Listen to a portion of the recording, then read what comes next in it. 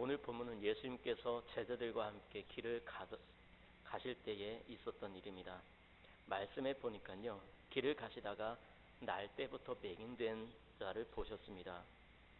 그 맹인이 예수님께서 지나가심을 듣고 일부러 눈에 띌 만한 곳에 있었는지는 알 수 없지만 예수님께서 맹인을 보셨다라고 기록을 하고 있습니다. 다른 누군가가 말을 해서 예수님께서 맹인을 보신 것이 아니라 예수님께서 스스로 능동적으로 맹인을 보신 것이죠. 여러분, 예수님은 오늘 말씀의 맹인과 같이 도움이 필요한 사람들을 그냥 지나치지 않으시고 언제나 사랑의 눈길로 보살피시는 분이십니다. 언제든지 문제가 있는 사람들을 찾아서 만나주시는 분이십니다. 예수님은 길을 가십니다. 부지런히 가십니다. 그런데 이런 부지런한 움직임만큼이나 부지런히 눈을 돌려 주위를 살피고 계십니다. 그리고 문제가 있는 사람, 병든 사람을 찾으십니다. 그러므로 우리는 어떠한 어려움과 곤경에 처해 있다고 할지라도 결코 포기해서는 안 됩니다. 예수님께서 고통 속에 절망하는 사람들을 찾아서 그 문제들을 해결해 주실 것이기 때문이지요. 오늘 말씀에서도 예수님께서 어려움 속에서 살아가는 한 사람을 만나 주십니다. 그 사람은 날 때부터 맹인된 사람이었습니다. 그렇다면 요한은 왜 본문에서 날 때부터 맹인된 사람이라고 언제부터 맹인이었는지 정확하게 기록을 하고 있는 것일까요? 요한복음 5장에서도 38년 된 병자의 이야기를 기록을 하고 있는데요. 이처럼 이들이 얼마만큼 오랫동안 질병의 고통 속에서 살았는지를 요한이 기록하고 있는 이유는 그 당시의 의술로는 그들의 병을 절대로 치료할 수가 없는, 치료가 불가능한 불치병이었다는 것을 밝히고자 하는 것이었습니다. 이와 같은 불치병의 환자들을 예수님께서 고치신 사건은 예수님의 신적인 능력으로 치료하신 것을 더 크게 부각시키고 있는 것이죠. 예수님과 함께 길을 가다 맹인을 보았던 제자들은 예수님께 이런 질문을 하지요. 랍비여, 이 사람이 맹인으로 난 것이 누구의 죄로 인함이니까? 자기니까 그의 부모니까? 제자들은 왜 이렇게 질문을 했을까요? 그 당시 유대인들은 장애를 가지고 태어나거나 질병에 걸린 이유를 죄의 결과라고 생각을 했습니다. 즉 그 자신이나 부모 혹은 조상의 죄로 인해 그러한 어려움을 겪는다라고 생각을 했던 것이죠. 출애굽기 20장 5절에 보면 나 내 하나님 여호와는 질투하는 하나님인즉 나를 미워하는 자의 죄를 갚되 아버지로부터 아들에게로 3, 4대까지 이르게 하거니와 라고 기록을 하고 있습니다. 또 출애굽기 34장 7절에는 인자를 천대까지 베풀며 악과 과실과 죄를 용서하리라.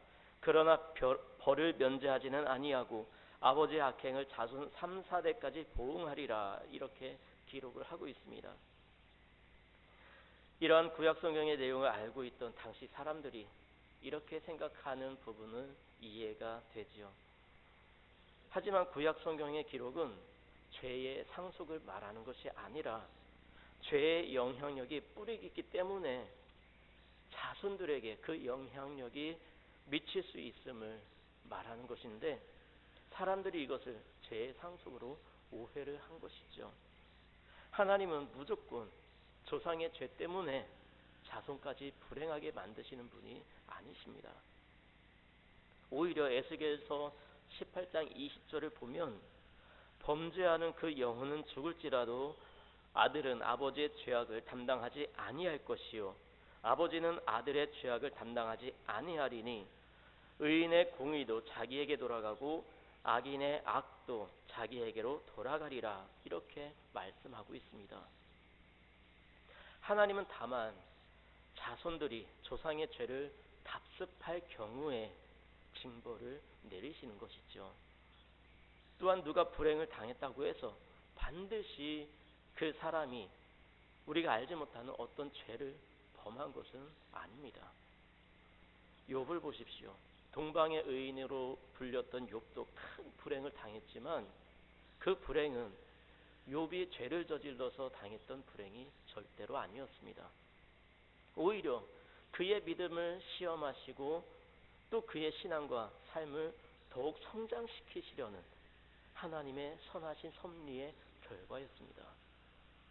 그런데 오늘 말씀에서도 예수님께서는 맹인으로 난 것이 누구의 죄 때문이냐고 질문하던 제자들의 편견을 깨고 계시죠.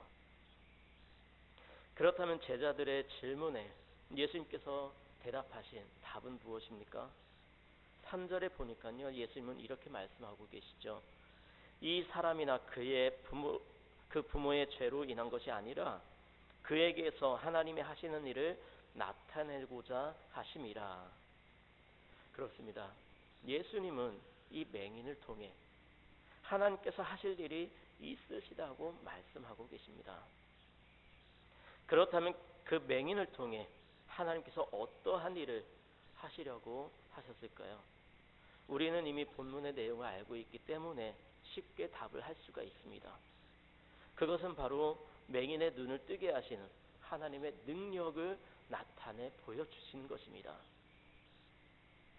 사실 맹인의 눈을 뜨게 한 일은 메시아 사역의 중요한 징표였습니다. 출애굽기 4장 11절을 보니까요, 여호와께서 그에게 이르시되 누가 사람의 입을 지었느냐, 누가 말 못하는 자나 못 듣는 자나 눈 밝은 자나 맹인이 되게 하였느냐, 나 여호와가 아니냐라고 기록을 하고 있고요. 시편 146편 8절에서는 여호와께서 맹인들의 눈을 여시며라고 기록을 하고 있습니다. 즉 맹인이 되는 것이나 맹인의 눈을 뜨게 하는 것은 절대적으로 하나님께 달려있는 일이라는 것입니다. 또한 이사야서 29장 18절에서 그날에 못 듣는 사람이 책의 말을 들을 것이며 어둡고 캄캄한 데에서 맹인의 눈이 볼 것이며 라고 기록을 하고 있고요. 35장 5절에서는 그때의 맹인의 눈이 밝을 것이며 라고 기록을 하고 있습니다. 이것은 메시아가 오실 때 행하실 일 중 대표적인 일이 바로 맹인의 눈을 뜨게 하는 것이라는 사실을 말씀하는 것이죠. 그러므로 오늘 말씀에 고침을 받았던 맹인 되었던 자의 진술대로 예수님께서 맹인의 눈을 뜨게 하신 것은 바로 예수님께서 하나님께로부터 오신 분이라는 사실을 분명히 보여주는 매우 중요한 표적이었던 것이죠. 결국 예수님께서 맹인을 치료하신 사건은 단순한 치유가 아닌 실제로 메시아가 이 땅에 오셨다는 것을 밝히는 계시의 차원이었다는 것입니다. 예수님은 처음부터 이 사람이 왜 맹인이 태어났는지에 대해서는 관심이 없으셨습니다. 오히려 이 사람이 할 수 있는 일이 무엇일까? 하나님께서 이 사람을 통해서 무슨 일을 하실까 하는데 더욱 관심이 많으셨습니다. 예수님은 드디어 맹인을 고쳐주시죠. 그런데 그 맹인을 고쳐주시는 과정이 매우 독특합니다. 먼저 예수님은 땅에 침을 뱉어서 진흙을 이겨 맹인의 눈에 발라주셨습니다. 그리고 맹인에게 실로암 못에 가서 씻으라 이렇게 말씀을 하셨습니다.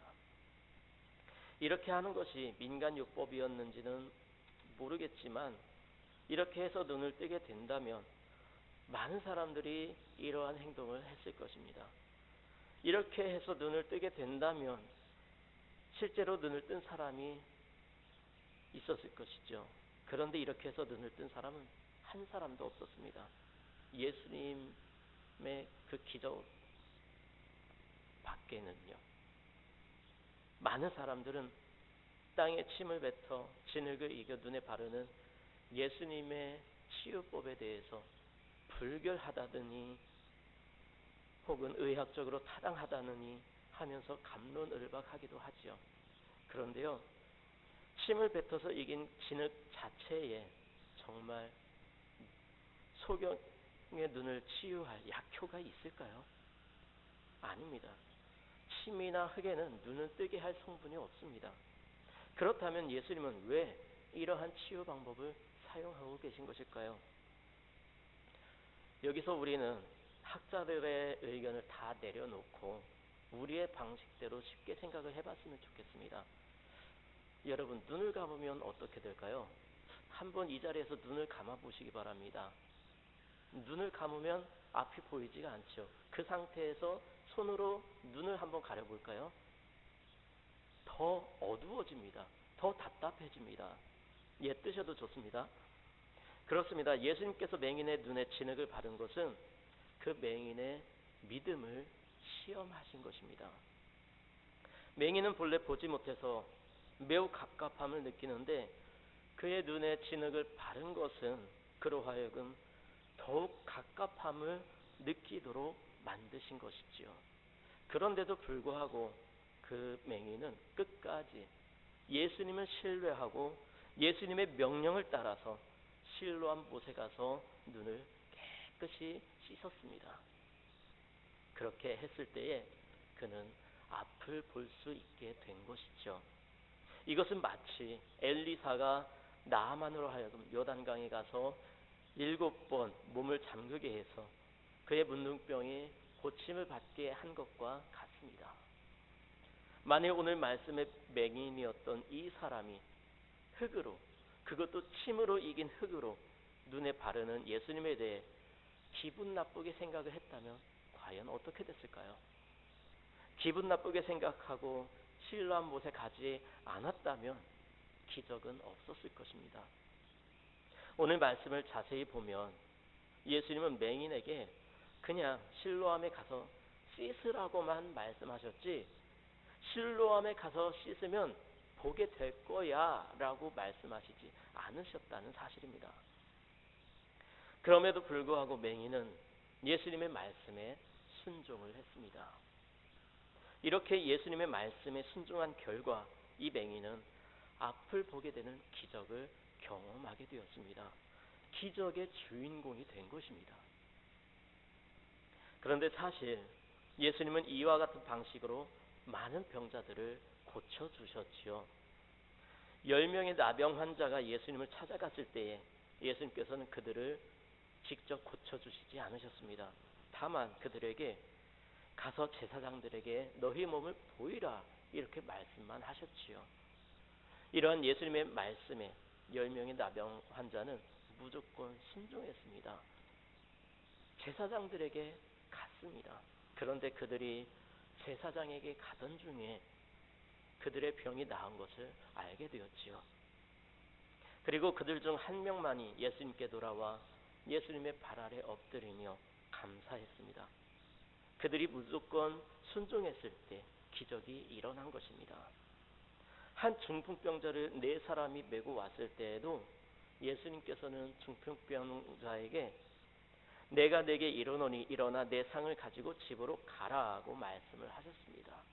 내가 너를 고쳐주겠다라고 말씀하시지 않으셨습니다.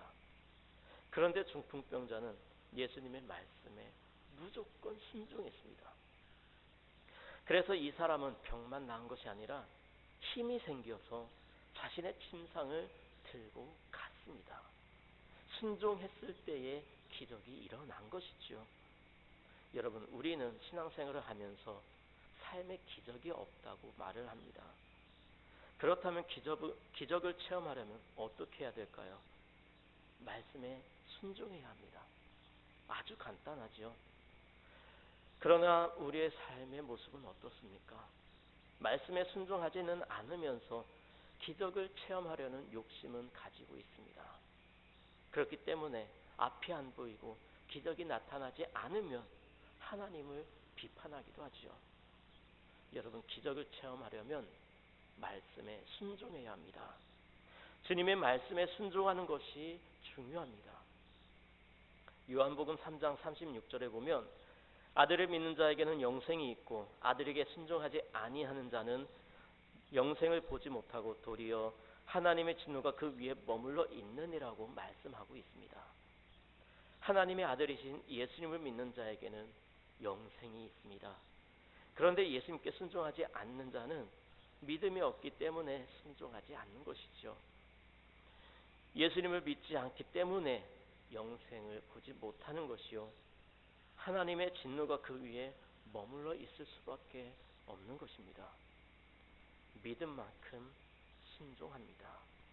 주님을 알고 주님을 신뢰하고 주님을 사랑하는 사람은 자신의 믿음만큼 자원해서 기쁨으로 순종하는 삶을 살아가게 됩니다.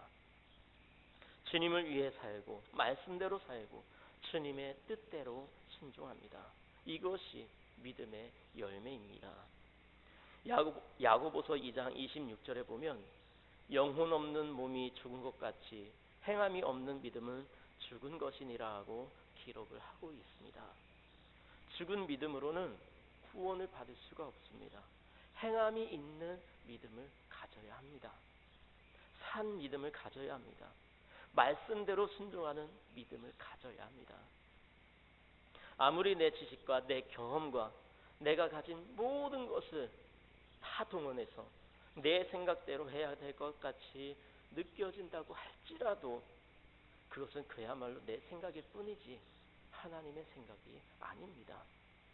그러므로 하나님의 말씀에 순종함으로 날마다 기적을 체험하는 믿음의 삶이 되시기 바랍니다. 말씀에 순종하는 것이 기적을 체험하는 가장 빠른 길입니다. 예수님은 이렇게 맹인의 눈에 진흙을 바르시고 실로암 못에 가서 씻으라고 말씀을 하십니다. 여기서 실로암 못은 예루살렘 성 밖 기혼샘의 물을 지하수로를 통해 성 안으로 끌어들여 만든 샘입니다. 이 수로는 주전 700년경 히스기야 왕이 아수르 왕 사네립의 침공에 대비해서 예루살렘 성 안의 식수를 확보하기 위해서 만든 것인데요. 약 533m 길이의 S자 형태로 이루어진 긴 터널입니다. 그리고 실로암 연못은 기온샘보다 낮은 곳에 위치했다 해서 아랫못이라고 하고요. 또 히스기야 왕의 종적을 기린다는 측면에서 왕의 못이라고 부르기도 했습니다. 그렇다면 예수님은 맹인에게 왜 하필 이곳 실로암에 가서 씻으라고 말씀을 하셨을까요? 바로 그 해답이 7절에 기록되어 있는데요. 7절에 보니까요, 실로암은 번역하면 보냄을 받았다는 뜻이라 이렇게 기록을 하고 있습니다. 실로암 자체는 기온샘으로부터 실로암으로 보냄을 받았기 때문에 이러한 이름을 지은 것 같습니다. 바로 여기에 예수님께서 맹인에게 실로암에 가서 씻으라고 하신 이유가 들어있는 것입니다. 여러분, 예수님은 요한복음 7장 37절 38절에서 이렇게 말씀하고 계십니다. 누구든지 목마르거든 내게로 와서 마시라. 나를 믿는 자는 성경의 이름과 같이 그 배에서 생수의 강이 흘러 나오리라. 무엇이 흘러 넘친다고 말씀하십니까? 바로 생수입니다. 그렇습니다. 예수님은 하나님께로부터 우리 인간들에게 보내심을 받은 영적인 생수이죠. 예수님이 바로 하나님께로부터 우리 인간들에게 보냄을 받은 영적인 실로암이십니다.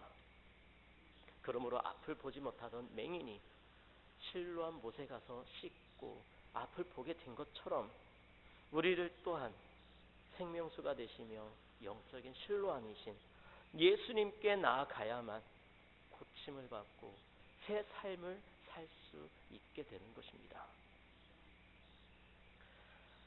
우리의 육적인 눈은 멀쩡할 수 있습니다. 그렇다면 영적으로는 어떻습니까? 혹시 내가 영적인 맹인은 아닙니까?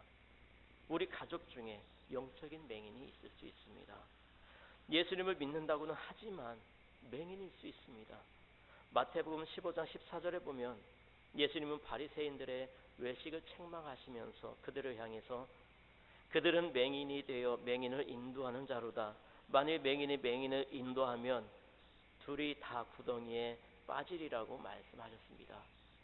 그리고 마태복음 23장에서는 화 있을진저 눈먼 인도자여 어리석은 맹인들이여라고 책망을 하고 계십니다. 여러분, 무엇보다도 내가 영적인 맹인이라는 것을 아는 사실이 중요합니다. 내가 영적인 맹인이라는 사실을 시인하는 것이 중요합니다. 사도 바울은 자신의 영적 맹인됨을 이런 말로 고백을 합니다. 나는 죄인 중에 괴수이고 나는 날마다 죽노라. 자기를 부인하고 자기 십자가를 지는 일은 자신의 무지함과 교만함을 고백하는 일입니다. 그러므로 우리는 날마다 십자가의 보혈로 나아가 씻어야 합니다. 우리가 날마다 얼굴을 씻고 거울 앞에서 화장을 하듯이 말씀과 보혈로 자신의 모습을 살펴봐야 합니다. 우리는 매일의 삶 속에서 죄를 짓지 않는 날이 없는 너무나 연약한 존재들입니다. 만일 우리 옷에 흙탕물이나 김치 국물이 튀어 있다면 혹은 먼지가 묻어 있다면 찝찝해서 바로 세탁을 할 것입니다. 내 몸에 오물이 묻어 있는데 그냥 놔둔다면 문제가 생긴 것이죠. 그러므로 그런 오물이 있다면 실로한 못에 가서 씻어야 합니다. 진흙이 완전히 씻겨 나갈 때까지 씻고 또 씻어야 합니다.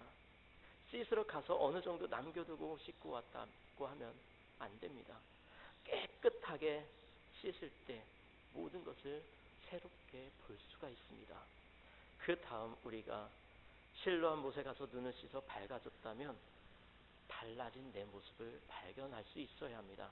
내가 달라진 사실을 사람들이 알아야 합니다. 오늘 말씀을 보면 눈뜬 맹인을 보고 사람들이 논쟁을 하지요. 저 사람이 얼마 전에 거리는 것을 보았다. 앉아서 구걸하던 맹인이다. 그 사람이다. 아니다. 비슷하다. 실랑이를 합니다. 왜냐하면 다른 사람이 되어 있었기 때문이죠. 우리들도 마찬가지입니다. 주변의 사람들로부터 다른 사람이 되었다는 소리를 들을 수 있어야 합니다. 주님은 선천적인 맹인의 눈을 뜨게 하시는 기적을 베푸셨습니다. 이 기적은 주님께서 구약에 예언된 참 메시아라는 증거를 많은 사람들에게 드러내셨다는데 큰 의미가 있는 사건입니다. 그럼에도 불구하고 유대 종교 지도자들은 주님을 메시아로 알아보지 못하고 정죄하는 일에만 몰두했습니다. 만일 주님께서 우리의 영의 눈을 뜨게 해주시지 않으셨다면 우리들도 유대 종교 지도자들처럼 주님을 알아보지 못하고 사망의 길을 걸어가고 있었을 것입니다.